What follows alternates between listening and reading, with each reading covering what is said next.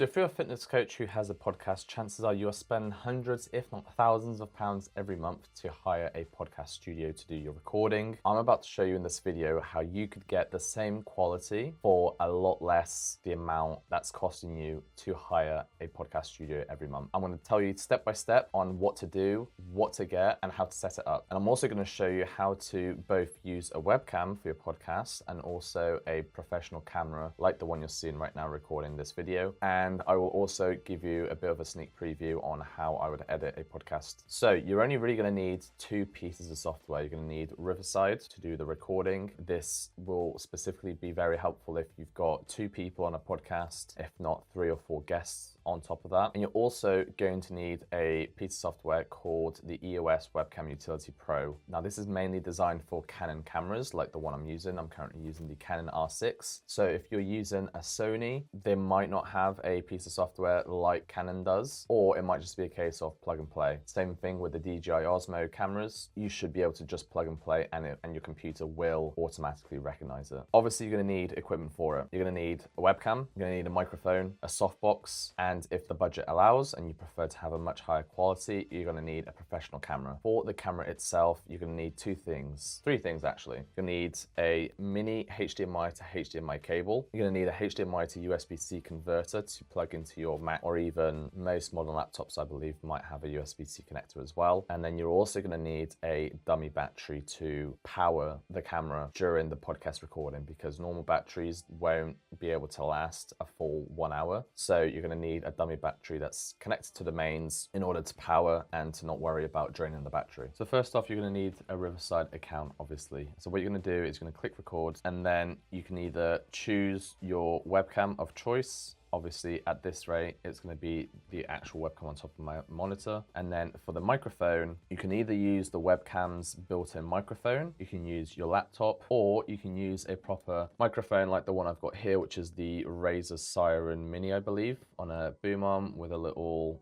foam pop thing, which I'm not too sure what the name is. And then all you need to do is join studio. You can add an in-person guest as well. If you've got 2 people on the podcast usually, obviously you can add them in, and then you can just use this feature to add in any more guests as well, just through copying a link. If you want to use a proper camera and you've got a Canon, you're going to need to download the EOS Webcam Utility Pro software. You're also going to need to create an account. I'm pretty sure that they used to have a free version that you could use however many times you want, but up until recently, when I downloaded it, they only have a pro version. So in order to do that, it now comes with a subscription fee of, I think it's like £4.99 or £4.79. What I'm going to do now is I'm going to quickly switch onto my webcam so the quality will be drastically different. But in order for me to actually show you this, I can't record and also put it as a webcam on here. So what you need to do is connect the mini HDMI cable onto your camera and have the HDMI cable connected into the converter, and then the USB-C converter into your Mac or whatever device you're using. So what you're going to want to make sure you do as well is go into your camera settings, go all the way to number 8 and switch your HDMI display from whatever it was originally to the icon that's got the camera plus this little monitor icon. So what it's going to do is it's going to remove all the overlays that you'd usually have on the camera screen. So once I click on this, it should just look like that. So if you didn't have that setting switched on, you would then see, like, you know, your histograms, your rule of thirds and everything like that. Now you might look at this and be like, why is the image so flat? Now this is only because I've got it in C-Log right now, because I obviously use this for all my professional work, but yours would look absolutely fine. It's done that. It's registered that the camera is a webcam. When we go back onto Riverside, decide to change the webcam from the actual webcam itself to the camera. So if we go on here, USB video, make sure that our microphone is also switched on. And now you can see that it is now using the professional camera that I've got. You can even see here that I can even zoom in and out from it. Now, when it comes to the actual editing aspect of things, I'm actually not too big of a fan of how Riverside Riverside does it, especially when there are some points where it does go split screen. And something that I did explain to my client about this is that, especially when you're watching a podcast, naturally your eyes are just going to gravitate towards the middle of the screen. And especially when it's split screen, it kind of breaks that kind of visual pattern. So I simply use Riverside as just a recording platform for the podcast. Imagine this is basically the studio, but just a virtual one. So with each project or each recording that you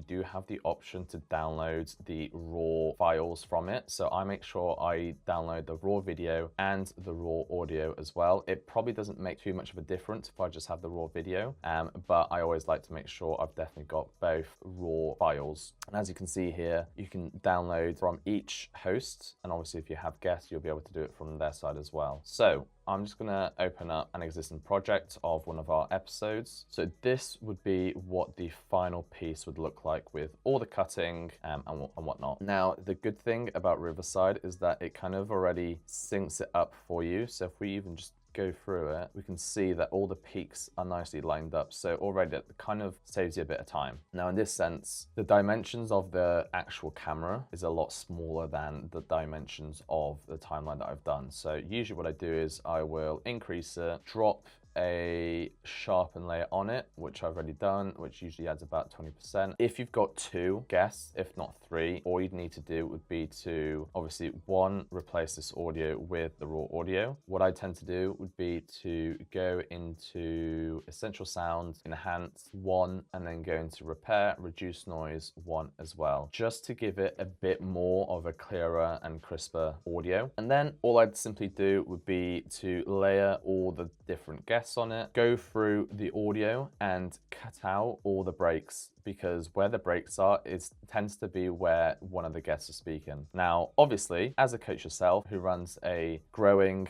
successful coaching business, the last thing you should really be doing is spending, up to an hour of your time, if not longer, to be fair, to edit a podcast episode. So for anyone out there who does run a fitness coaching business and does have a podcast and you need someone to obviously take over your editing, shameless plug, my name's Leandro. I run Created by Leandro on Instagram. We specialize in fitness content, and we also help fitness coaches build a strong personal brand through social media content that is authority-led, and we create content with intent that speaks to their ideal audience. So once you go through all the cuts and you've done everything, or looks all good, all you need to do is obviously just export it. Now I'm not going to go through the whole thing because I'm just giving you a rough breakdown on how I do this. On top of my podcast editing service, I also do supply with Reels as well to go alongside your podcast. So this could be used on YouTube Shorts, TikTok, or even Instagram Reels. As well as this, I also do supply my clients with a thumbnail as well, as you can see here. I will link down below all the pieces of equipment